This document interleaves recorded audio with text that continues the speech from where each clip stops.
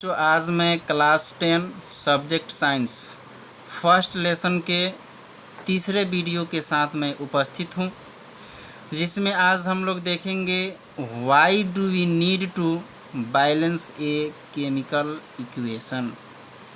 Why do we need to balance a chemical equation.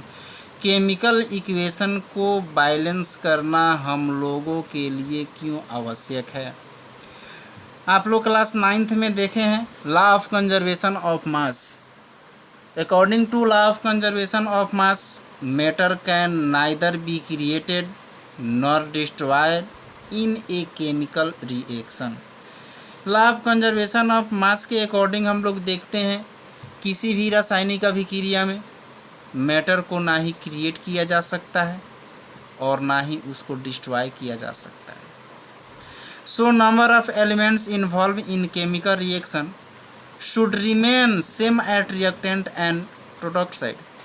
इसलिए जो chemical reaction हो रहा है तो जितना एलिमेंट को हम लोग रिएक्टेंट के रूप में ले रहे हैं तो उतना ही प्रोडक्ट के रूप में एलिमेंट आना चाहिए।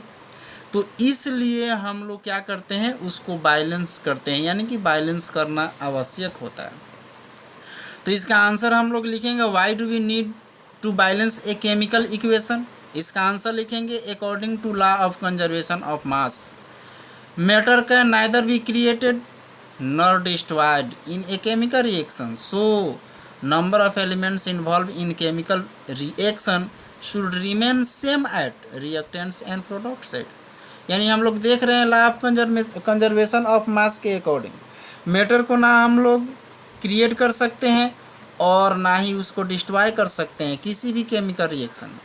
तो जब ना ही मैटर क्रिएट हो रहा है और ना डिस्ट्रॉय हो रहा है, तो जो हमारा केमिकल रिएक्शन हो रहा है, तो जो हम लोग केमिकल इक्वेशन को लिखते हैं तो उसमें रिएक्टेंट में जितना एलिमेंट होना चाहिए उतना ही एलिमेंट प्रोडक्ट में भी आना चाहिए।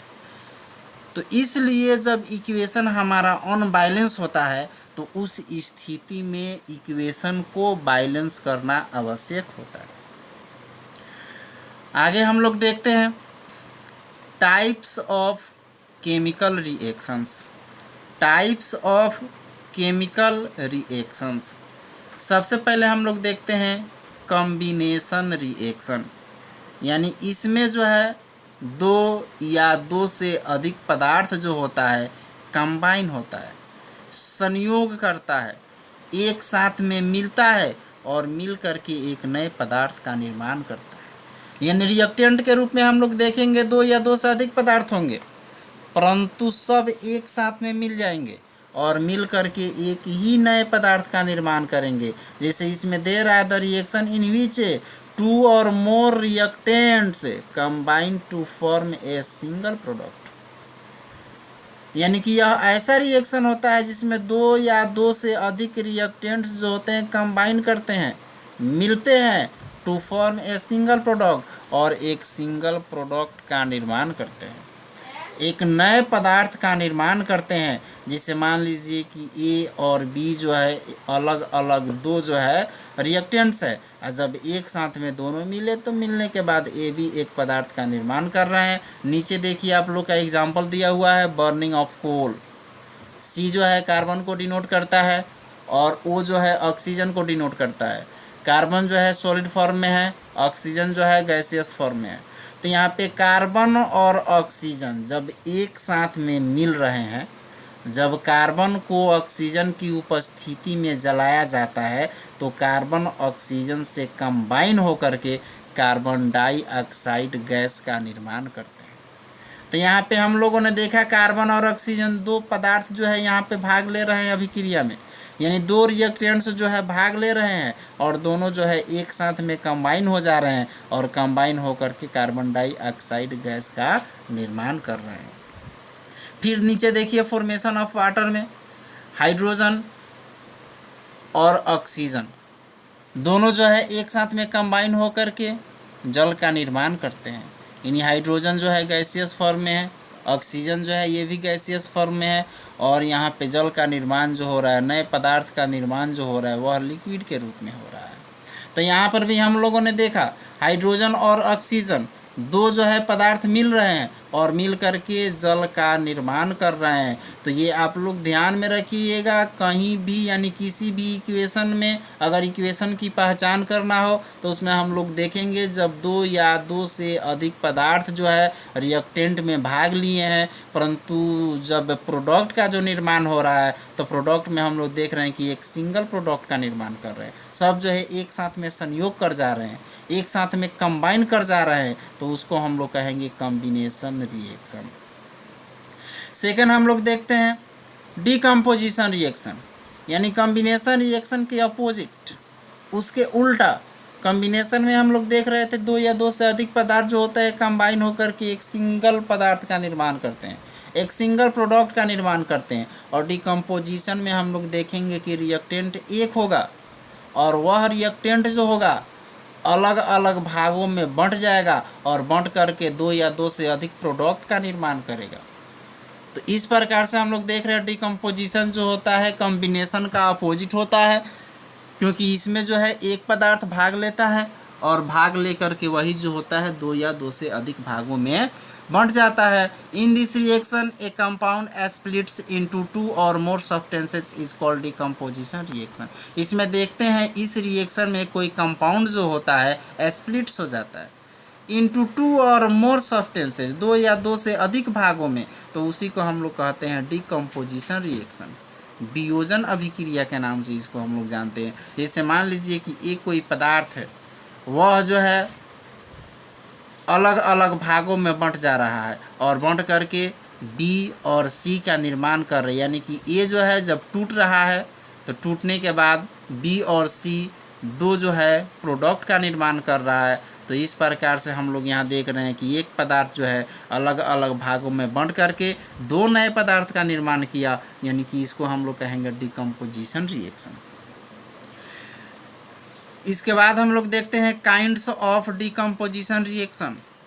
डीकम्पोजिशन रिएक्शन के प्रकार।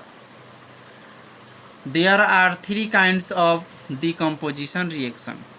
डीकम्पोजिशन रिएक्शन जो होता है वह तीन प्रकार का होता है। जैसे एक नंबर दिया थर्मल डीकम्पोजिशन, सेकंड जो है इलेक्ट्रोलाइटिक डीकम्पोजिशन एंड थर्ड जो है फोटोलाइसिस डीकम्पोजिशन।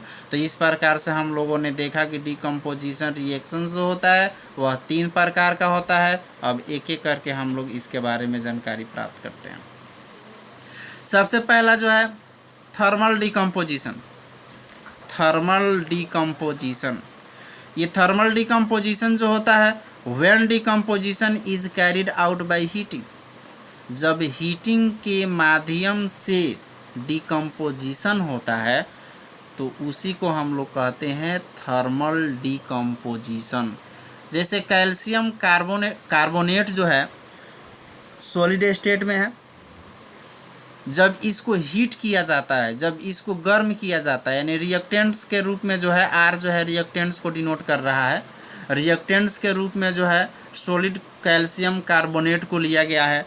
जब इसको हीट किया गया, जब इसको गर्म किया गया, यानी कि जब इसको हीट दिया जा रहा है, तो हीट देने से देखिए यह स्प्लिट्स हो जाता है, calcium oxide plus carbon dioxide gas. यानी कि अकेले यहाँ पे हम लोग रिएक्टेंट्स के रूप में देख रहे हैं कि कैल्शियम कार्बोनेट है, परंतु हीट करने से स्प्लिट्स हो गया, calcium oxide plus carbon dioxide, यानी कि दो पदार्थों में बंट गया। तो इस प्रकार से ये जो है एक जो है डीकम्पोजिशन रिएक्शन का एग्जाम्पल है, थर्मल डीकम्पोजिशन रिएक्शन का एग्जाम्पल है। केवल अगर डीकम्पोजिशन रिएक्शन भी दिया रहेगा तो वहाँ पे अगर एग्जाम्पल लिखना हो तो इस एग्जाम्पल को हम लोग लिख सकते हैं। फिर हम लोग देखते हैं electrolytic decomposition. When decomposition is carried out by passing electricity, जब इलेक्ट्रिसिटी पास करने से डीकम्पोजिशन होता है तो उसको हम लोग इलेक्ट्रोलाइटिक डीकम्पोजिशन कहते हैं। जैसे यहाँ पे रिएक्टेंट्स के रूप में जल को लिया गया है, वाटर को लिया गया है, जब इसमें इलेक्ट्रिक करंट को प्रवाहित किया जाता है इलेक्ट्रिक करंट प्रवाहित करने से जल जो है हाइड्रोजन और ऑक्सीजन में अलग अलग भागों में बंट जाता है। तो पहले हम लोगों ने देखा कि जल जो था यानी कि एक सिंगल यानी कि एक कंपाउंड है, और यह जो है जब इलेक्ट्रिक करंट को प्रवाहित किया गया दो भागों में बंट गया। तो इस प्रकार से यह जो होता है इलेक्ट्रिक डिकम्पोजिशन रिएक्शन का एग्जाम्पल होता है। तीसरा जो है photolysis decomposition. When decomposition is carried out in presence of sunlight, जब सूरज के प्रकाश की उपस्थिति में जो डिकम्पोजिशन होता है तो उसको हम लोग बोलते हैं फोटोलाइसिस डिकम्पोजिशन। जैसे यहाँ पे सिल्वर क्लोराइड दिया हुआ है, यह सिल्वर क्लोराइड जब इस पे सनलाइट पड़ता है, जब सूरज का प्रकाश पड़ता है तो सिल्वर अलग हो जाता है और क्लोराइड अलग हो जाता है। तो इस प्रकार से हम लोगों ने देखा कि पहले कंपाउंड के रूप में सिल्वर क्लोराइड ने रिएक्टेंट के रूप में भाग लिया और वह जो है दो भागों में बंट गया। तो इस प्रकार से यह जो है फोटोलाइसिस डिकम्पोजिशन का एग्जाम्पल है। Above reaction is use in black and white photography जो होता है उसमें इसका प्रयोग किया जाता है। आज के वीडियो में बस इतना ही, फिर हम लोग नेक्स्ट वीडियो में मिलेंगे इससे आगे जानकारी प्राप्त करने के लिए। अभी जो है हम लोग का काइंड्स ऑफ रिएक्शन ही चल रहा है, इसके आगे जो है हम लोग का काइंड्स ऑफ रिएक्शन अभी बचा हुआ है वही चलेगा।